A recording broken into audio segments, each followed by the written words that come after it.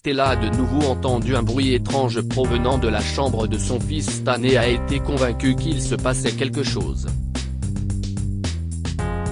Elle est entrée à l'intérieur et l'a vu s'enfuir par la fenêtre de la chambre.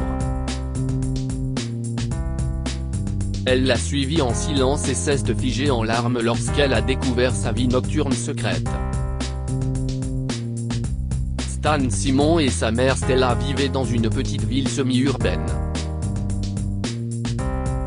En grandissant, le garçon de 12 ans avait une mauvaise opinion de son père, surtout après avoir appris que ses parents avaient divorcé à cause de la liaison de ce dernier avec sa collègue. Stella n'a jamais laissé Stan ressentir le vide laissé par son père. Elle était employée de bureau dans une entreprise privée et travaillait dur pour offrir à Stan ce qu'il y avait de mieux. En un mot, elle était son monde, et il était sa vie. Mais un jour, Stan a été choqué de voir une ambulance devant sa maison et des voisins entrer et sortir en courant. Il savait que sa mère ne se portait pas bien depuis plusieurs jours, mais elle lui avait toujours assuré qu'elle s'en sortirait. « Maman !»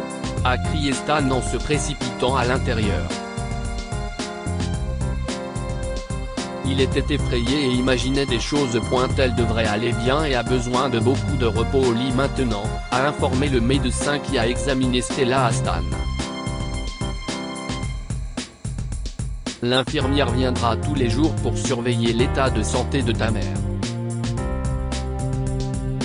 Stan était terrifié, mais les mots gentils du médecin l'ont très conforté. Après l'école, il manquait son entraînement de baseball et ne passait plus beaucoup de temps avec ses amis. Une semaine plus tard, l'état de santé de Stella s'est amélioré, mais on lui a tout de même conseillé de prolonger son congé. Elle s'est rendue compte qu'elle ne pouvait pas travailler dur et être à nouveau énergique, alors elle a appelé Stan pour discuter de la suite des événements.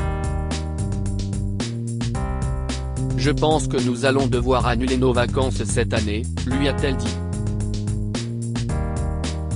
« Nous devons commencer à économiser de l'argent et ne pas le dépenser pour des choses qui dépassent nos moyens. » Stan était visiblement bouleversé par ce que sa mère lui avait dit. Il rêvait de vacances avec elle à Hawaï et s'en vantait auprès de ses amis. La décision de sa mère ne lui a pas plu. « Tu me fais toujours ça », a dit Stan à Stella. « Tu ne me laisses jamais rien faire, et tu m'as promis que tu nous emmènerais en vacances. » Stella était parfois très dure avec Stan. Elle ne le laissait jamais sortir avec ses amis tant qu'il n'avait pas fini ses devoirs et le privait des activités amusantes qu'il aimait. Elle s'attendait toujours à ce qu'il ait de bons résultats en classe pour obtenir une bourse d'études à l'université. Aujourd'hui, ses méthodes sévères pour remettre Stan sur le droit chemin se sont retournées contre elle, et le fait qu'elle ait annulé leurs vacances a alimenté l'amertume de Stan à son égard. Pendant plusieurs jours, Stan s'est désintéressé de tout. Stella a trouvé cela bizarre, surtout après avoir constaté qu'il rentrait tôt à la maison après l'école et qu'il ne participait pas à l'entraînement de baseball. Il ne sortait jamais avec ses amis et était toujours épuisé. Une nuit, Stella a entendu un bruit bizarre venant de la chambre de Stan. Mais comme elle était à moitié endormie, elle l'a ignoré et s'est rendormie. Le lendemain matin, elle a cependant été surprise de voir Stan bâiller et s'étirer sur le lit. Stella trouvait cela bizarre, car elle se souvenait que Stan s'était couché très tôt la veille. Il avait même refusé de regarder son émission préférée à la télévision, disant qu'il avait sommeil. « Qu'est-ce qu'il y a ? Pourquoi as-tu l'air si fatigué ?» a-t-elle demandé à Stan.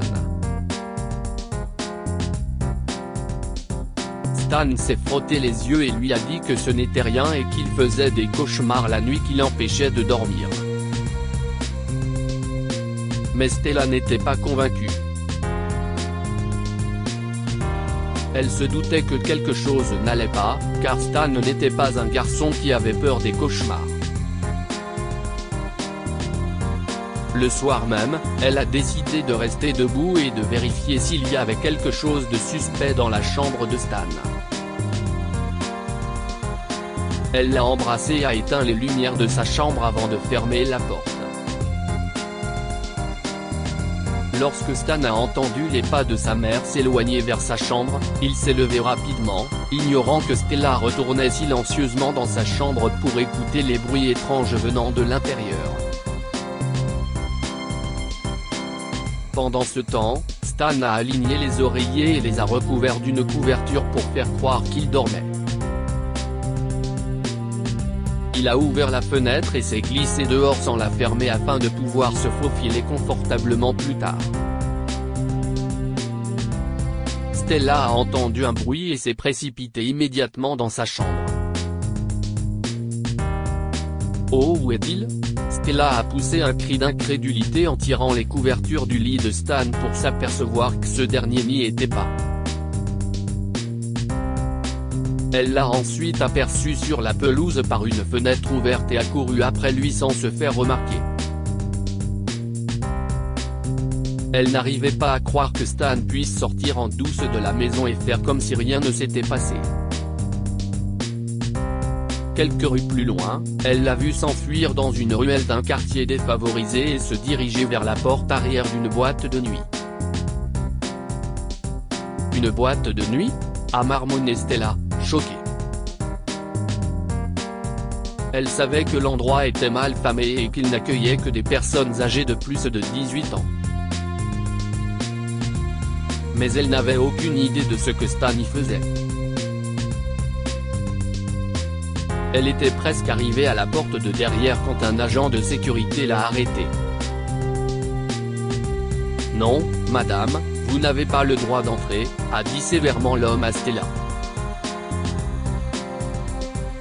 La mère était choquée, car elle savait que Stan était à l'intérieur et qu'il pouvait être en danger. Elle soupçonnait également Stan de faire quelque chose de mal à l'intérieur et s'est disputée avec l'homme pour qu'il la laisse entrer.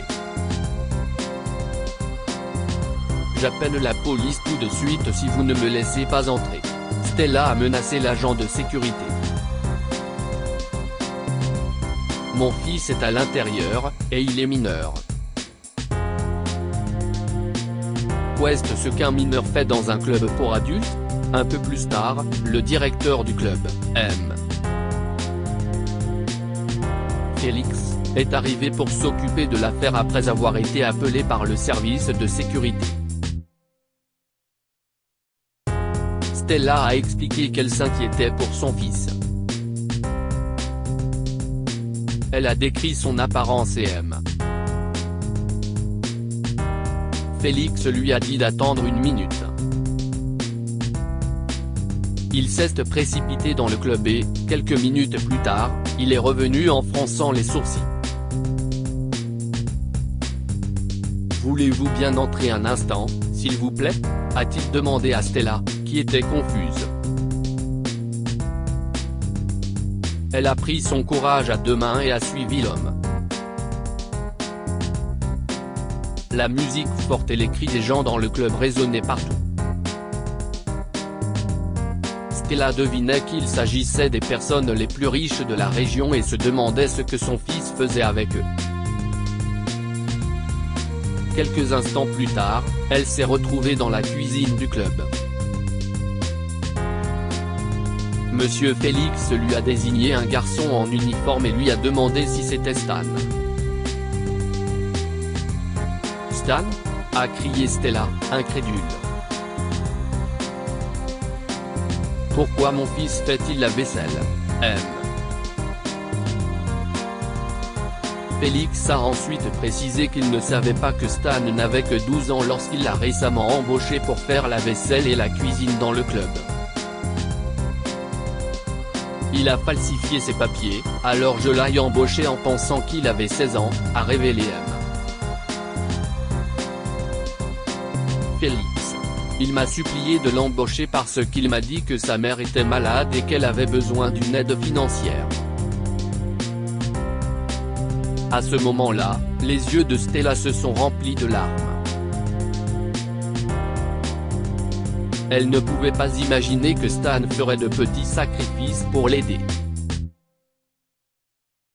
Stan s'est alors retourné et a vu sa mère debout. Il a été choqué et a immédiatement couru vers elle. « Maman, qu'est-ce ce que tu fais ici ?» a-t-il crié. « Comment es-tu arrivé ici ?» Stella s'est approchée de lui et l'a regardé dans les yeux. Stan s'est senti coupable de lui avoir menti, mais avant qu'il ne puisse parler, Stella l'a pris dans ses bras. Elle était émue mais est restée silencieuse. « Je suis désolée, maman. Je voulais que nous allions en vacances.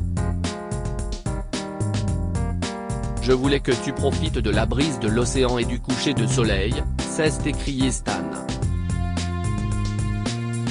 Stella était à la fois surprise et heureuse. Bien qu'elle ait été un peu plus tôt en colère parce que Stan avait menti surtout, elle était heureuse de savoir qu'elle avait élevé un bon fils. Elle a informé le propriétaire du club que Stan ne travaillera plus pour eux et l'a emmené avec elle.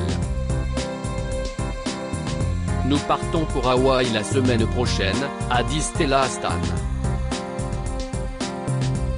« Et je veux que tu te concentres uniquement sur tes études. Je ne veux plus que tu fasses le mur, tu as compris ?»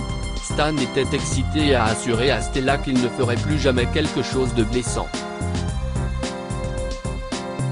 Il s'est concentré sur ses études, s'entraînait au baseball après l'école, sortait avec ses amis et ne faisait que ce que sa mère voulait qu'il fasse. D'un autre côté, Stella était heureuse. Elle savait combien il était difficile pour elle d'élever un enfant en tant que père célibataire, mais à la fin, elle n'avait plus que des larmes de joie.